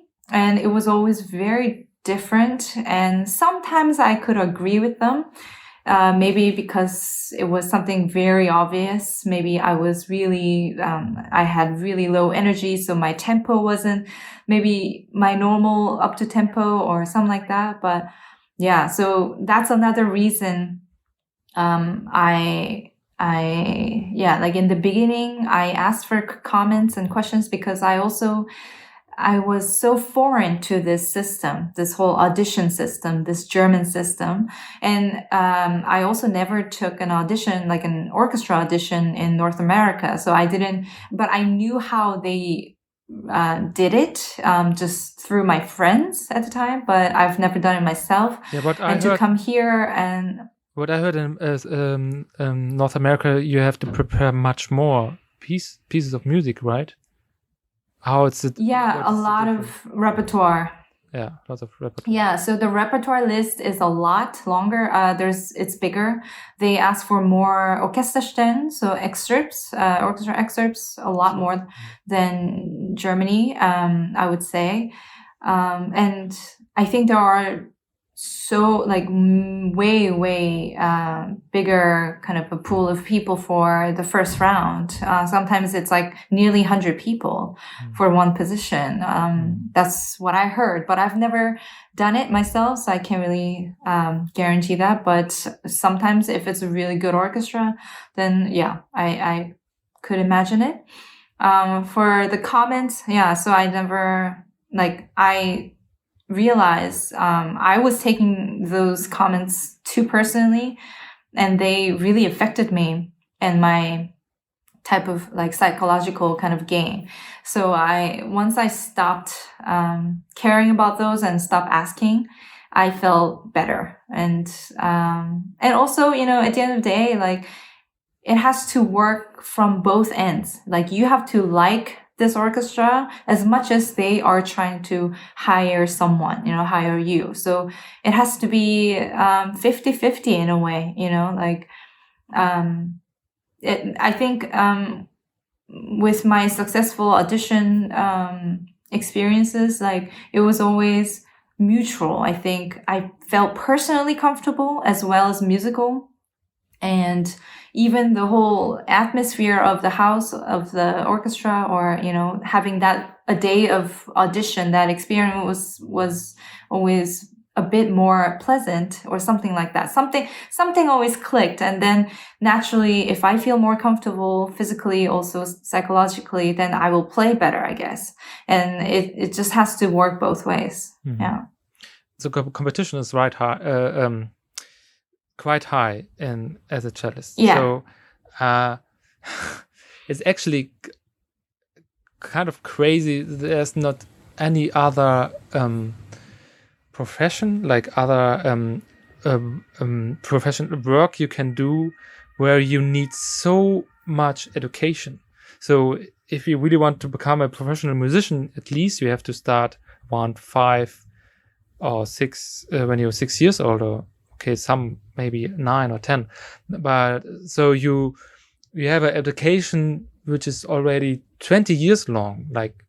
No doctor in the world or no pilots have this kind of long education by doing it. And so it's a long way to go and a lot of money, a lot of time you're investing in, and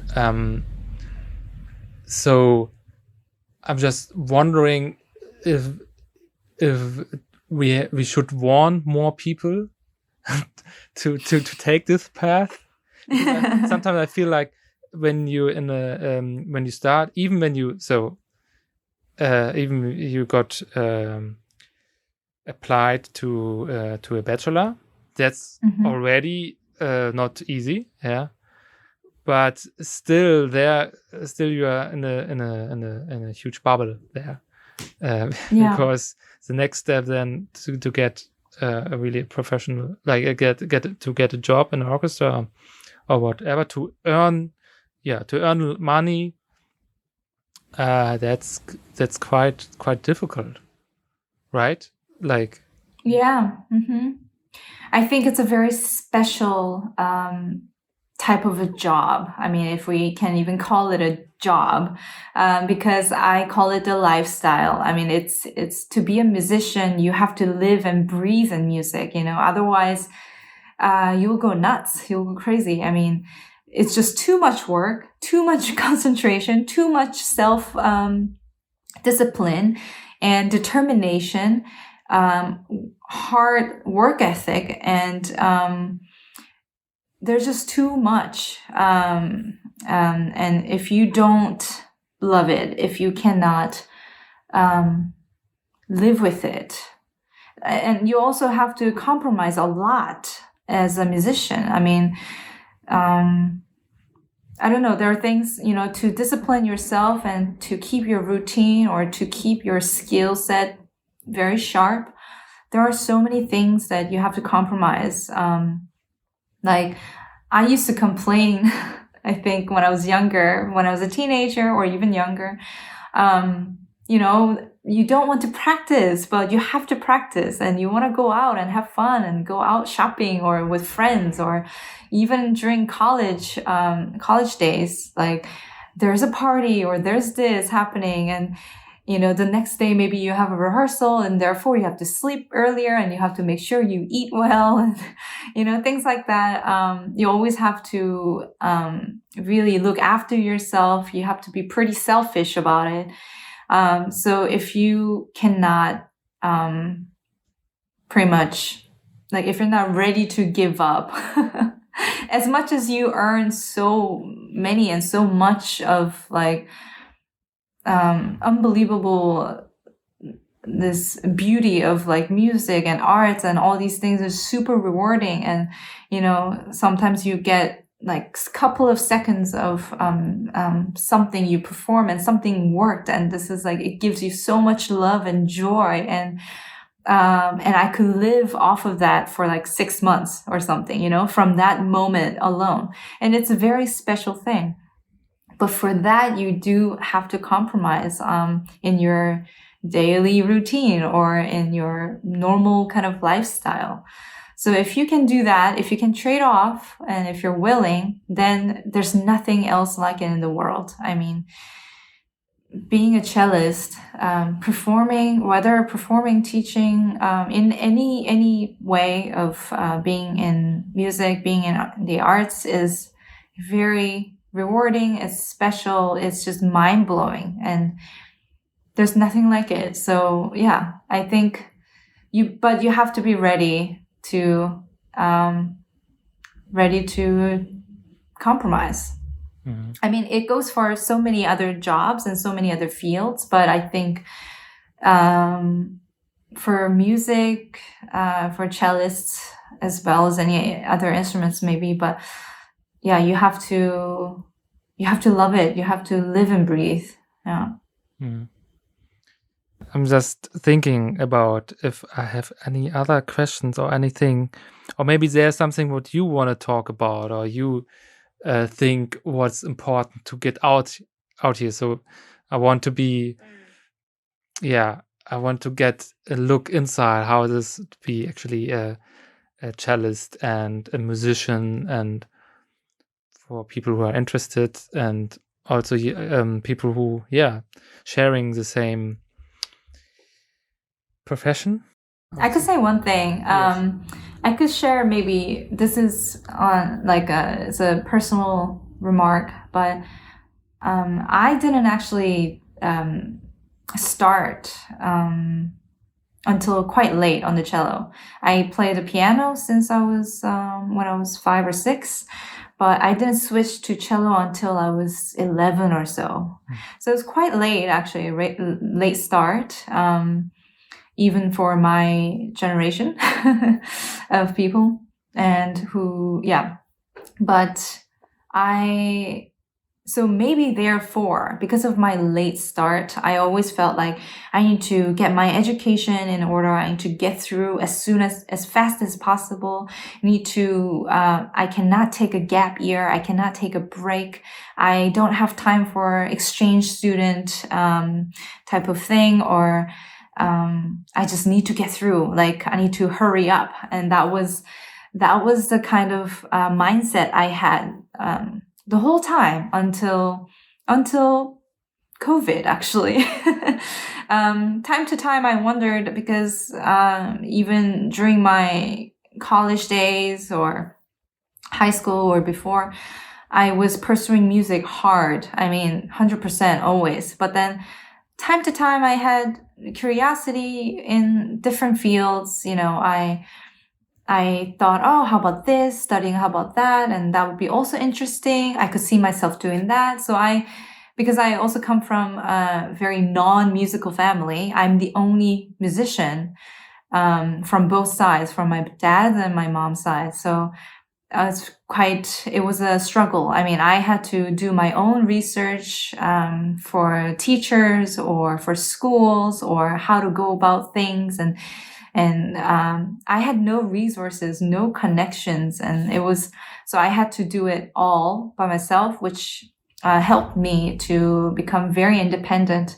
But I think it took me a while to get further in every step I was in, because I didn't really have a mentorship. I didn't have anyone who I knew in the business, guiding me. So that's why I had this kind of I have to hurry mindset. So even though time to time I had different interests in different fields, I just kind of fantasized, or I daydreamed a little bit, and then I would just, okay, I have to put it off and keep going in music. And but this kind of question always came to me, and what would I do if I weren't a musician? Because I mean, what we do is so special, and it's so self-absorbed, like, type of thing, that you're in your mind all the time. We practice alone, we think alone, and we study alone.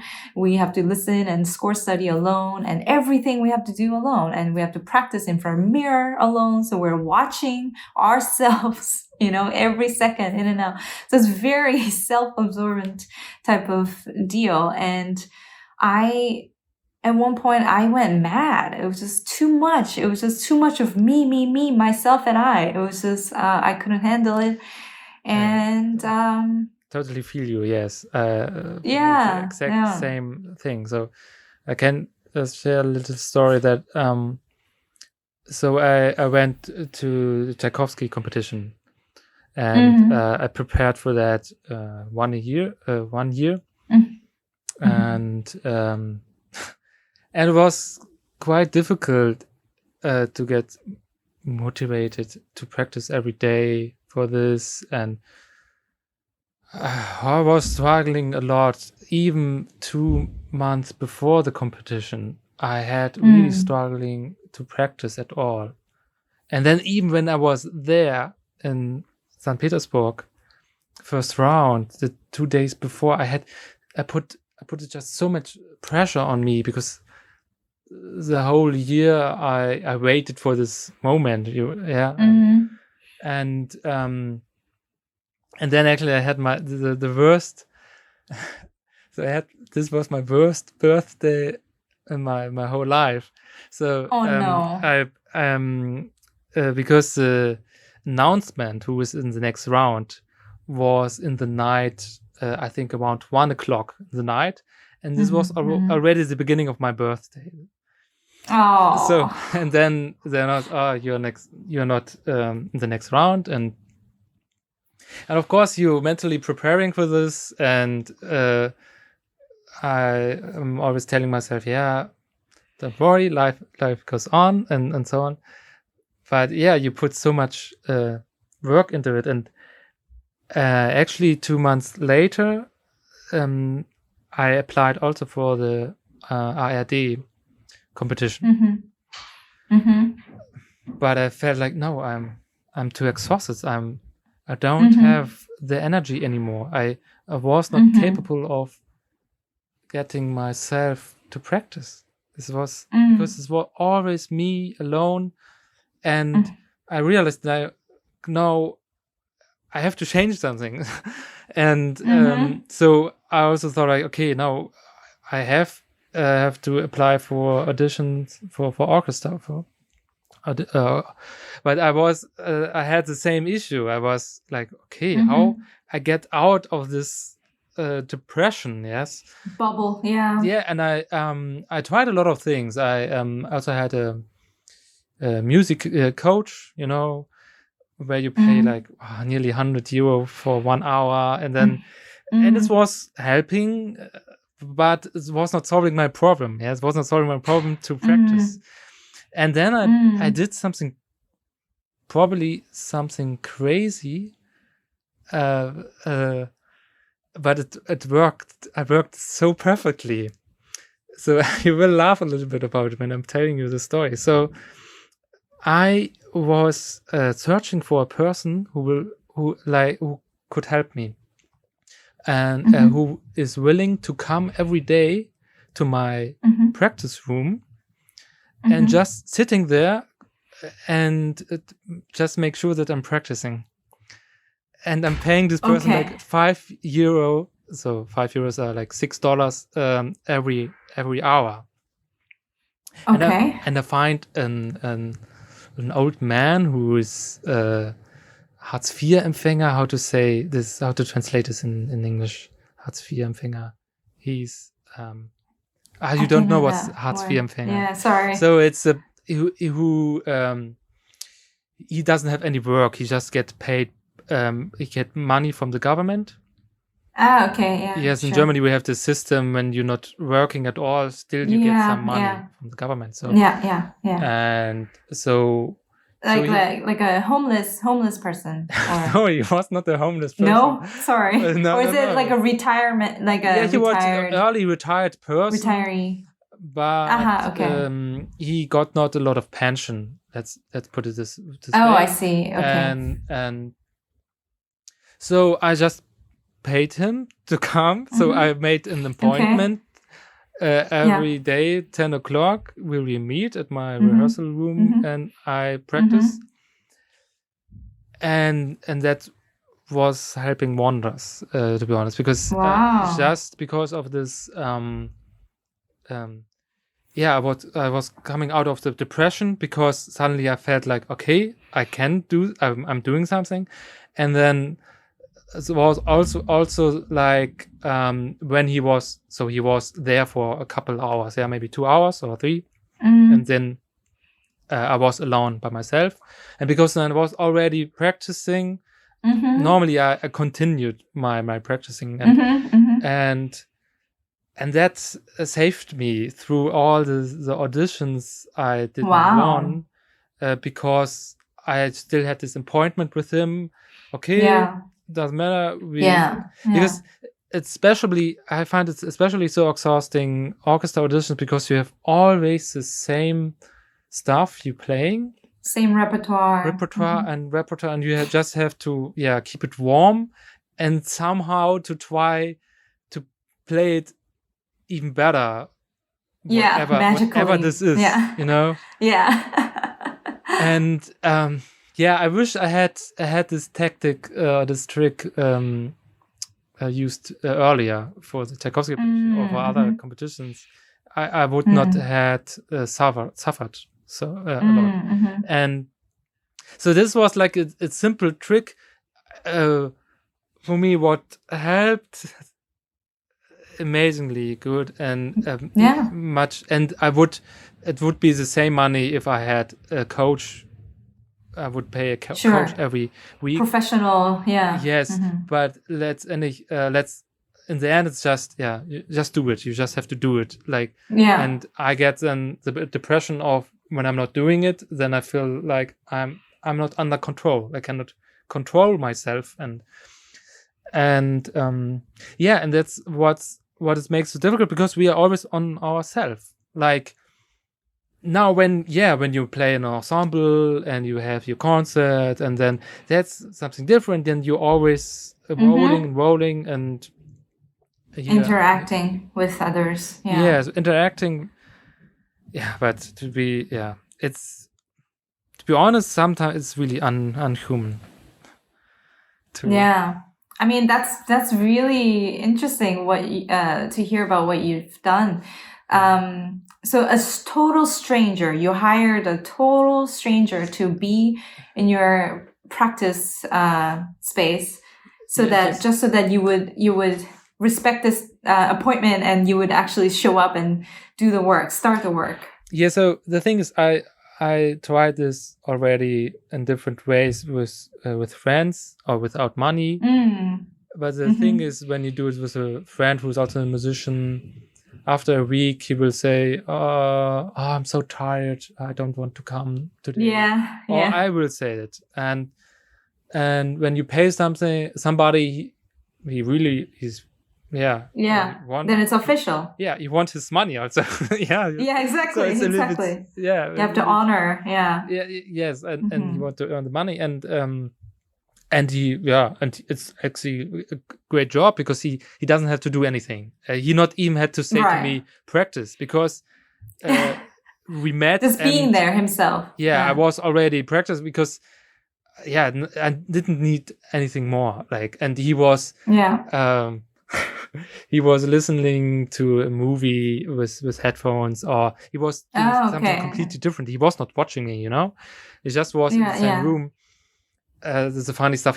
His dream was always to go to Thailand and to live there, because it's really cheap. And then he was always chatting on Facebook with a woman from Thailand, and I was practicing hide and oh wow, it was kind of funny.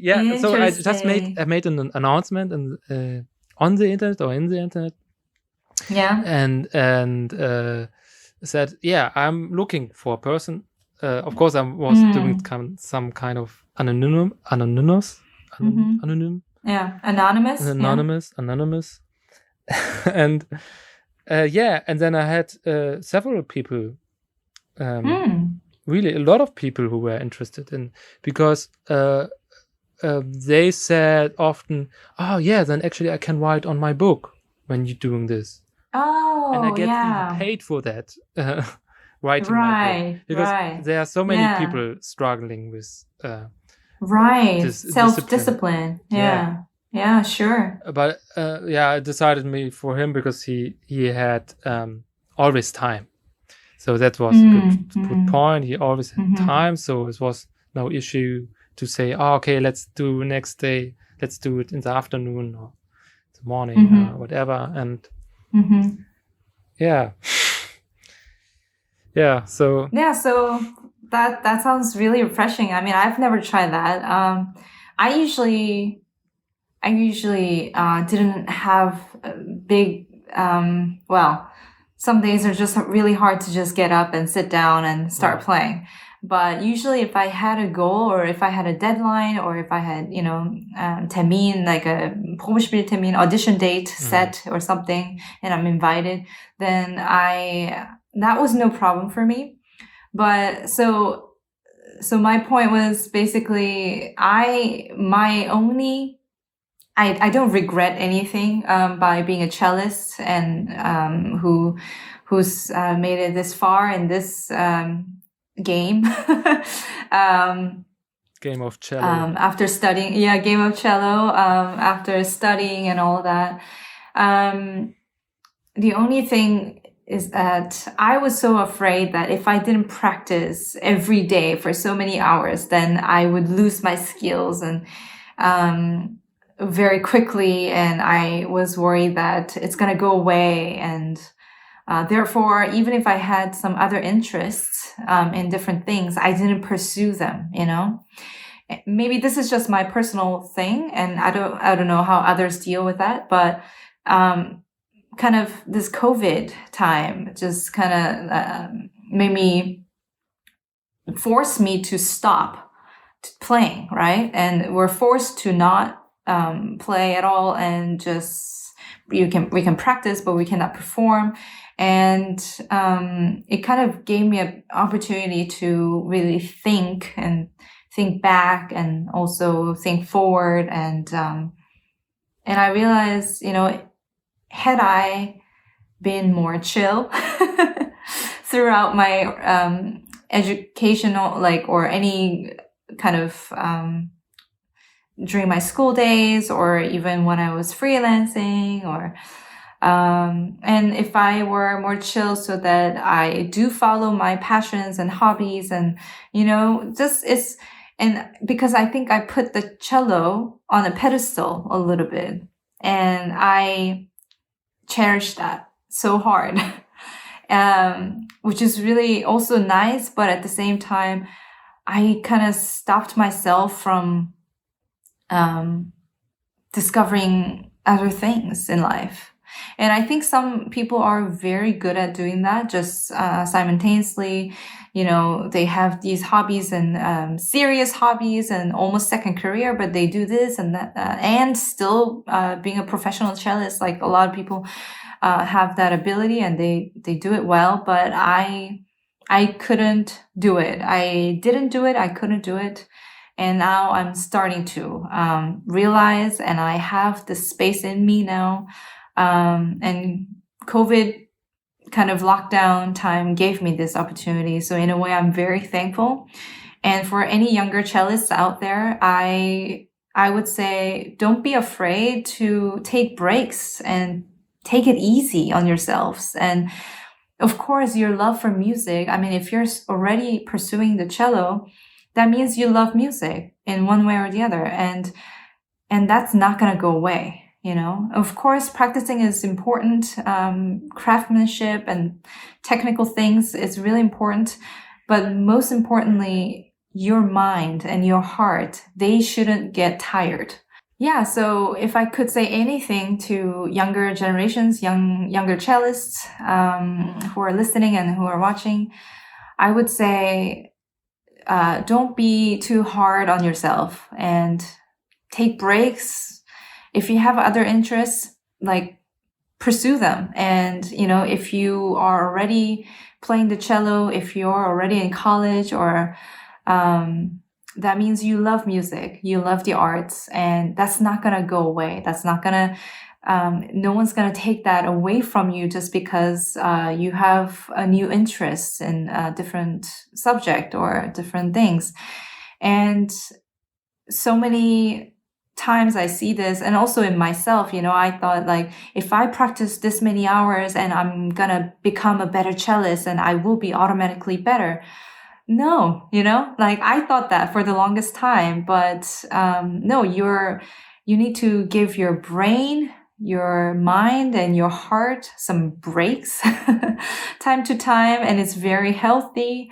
And had I known this, had I felt this sensation, you know, epiphany before, I would have definitely taken more breaks, and also give myself some more time to really think deep and more freely about music. And I mean, I'm really thankful in a way to COVID and to this lockdown, because it definitely gave me this opportunity to really look at myself and look at my life, my past, my present, and my future.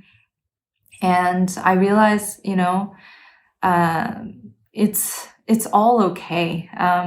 And you shouldn't have to go after this feeling of like, oh, I gotta hurry. I gotta finish this degree. I need to do that. And I need to, by at what age I should be doing this, you know. Whatever you write down right now, I mean, it's great for your goals and things, but it's not gonna happen the way you think. You know, life is just funny that way. And, but that doesn't mean it's bad. So yeah, just take more breaks, be kind to your mind, your heart, and love music. And, yeah. I think that would be the last thing. Yeah, last thing I would say. Yeah, thank you so much, Cehie, for sharing this. And yeah, so this was the first episode of Wonder Cello, of the Wonder Cello podcast. And yeah, we will see how far this podcast will go. I hope to post every week now a new episode. So thanks for having me, Wassily. This was really wonderful also. It was really fun to talk about this. I haven't talked to another cellist about these things in a very, very long time. It was very refreshing and also just really nice to chat. So good luck with your podcast. I will be tuning in, and all the best. Thanks for having me. And yeah, we can repeat this